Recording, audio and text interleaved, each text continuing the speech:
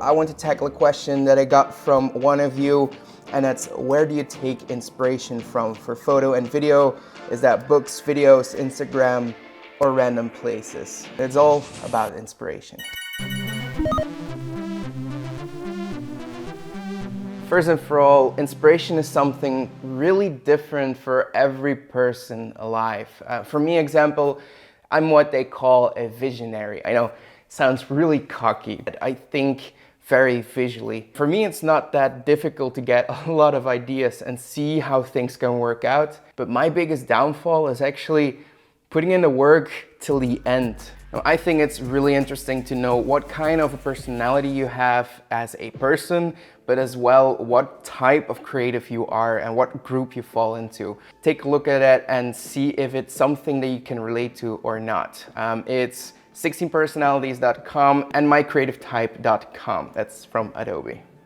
And then number 2, you have to understand what inspiration is and how it works. And again, this is somewhat different for everyone here on Earth, but I did find some similarities while studying creativity for the past few months. It didn't turn out the way I thought it would be. You see, I always saw inspiration as just you looking at something and then coming up with this amazing idea. Well, that's not how it works most of the time at all. Instead, I see this as, well, a little spark of an idea popping up in your head. It's something very rough and very little, and we need to nurture that into growing a full idea we can work from when we actually have to do a project. If you forget about it or you don't dive deeper into it, it will just disappear after all. And you know what I'm talking about. You have these ideas that are right there, someone starts talking to you and you don't even remember what you were thinking about in the first place. But how do we do that exactly? Well, it's just the same as fire. We nurture it by giving it raw materials as fuel. And that fuel is something that I would like to call the archive. And it's also what you're asking with this question about inspiration. Yeah, it's time for one of these again. Always handy to have multiple cameras laying around. So how I see it is you have to nurture that little spark with all these ideas and thoughts and visuals that are running through your head. It could be images, it could be other ideas you had, something that you saw in a movie, something you read in a book or watched from art. All of that comes together with that little spark and will eventually form this big idea that you can start and work from as a project. Think of this archive as a vault, and just like any other vault, they get empty. So you need to replenish that for your next idea, for your next spark that will eventually come along. And that's what's really important. How do you get those visuals, that fuel of ideas into your vault for when it really matters?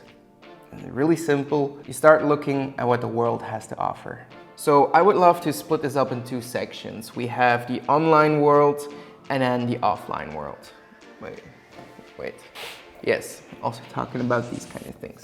Now online, that is really simple. It's mostly the things that you're already using, the platforms that you're spending probably a lot of time on.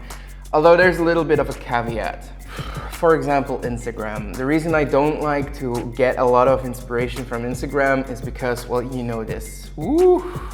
Quick trick. Maybe you take 1 or 2 seconds to look at an image and then it's gone. You don't take in the image, you don't take in the photograph or the video. How I like to use Instagram is a little bit more in depth. So let's say I have an image that I really love.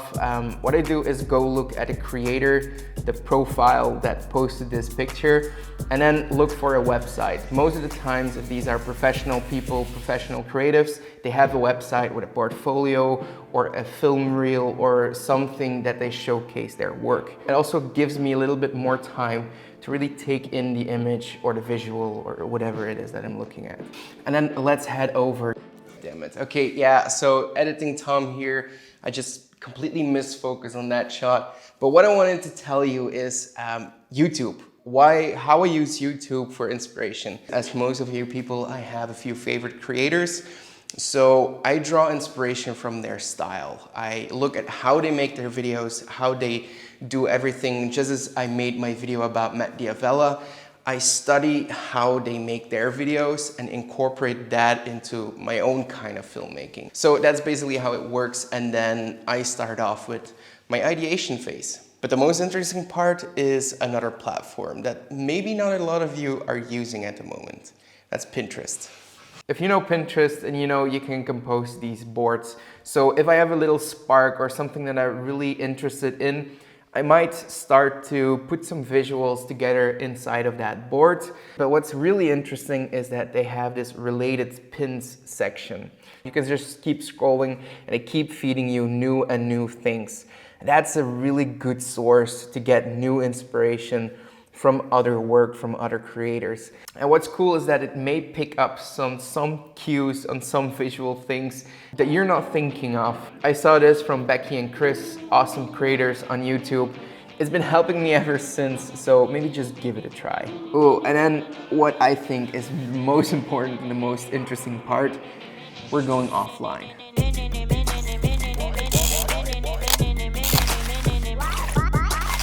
The reason I like to work offline so much is that it grounds you. It puts you back into the moment and, well, it lets you use multiple senses to really start working on that spark. There's a whole list of stuff you can look through. You have magazines you can use, photo zines, which is like photo magazines, you know, photo books or artwork. You can also get into, you know, fiction books. Just take out some coffee. You look at the book, you can touch it, you can feel it, you can even smell it. And you know, it's all about building an experience for yourselves. The triggers that come out of this for those sparks, for those ideas are so much stronger than you just have when you're scrolling through on the online world. And lastly, talk with people about your idea. I cannot tell you how many follow-up sparks you can get out of this. The moment I start talking with people about my idea, I don't know what picks up in my subconscious brain, but I just keep talking and I keep seeing this movie of visuals in my head. And the more I talk with people, the more these pieces of the puzzle click together. And that only works stronger for me in the end. So you see, everything is connected. From that initial thought, that initial spark, which might have been a word, might have been a phrase, might have been an image in your head, until the final idea that comes out of it. You just have to make sure you have fuel in the bank to make it happen. If you want to follow along on that journey, just hit the like and especially the subscribe button with the bell icon. And I will see you next time.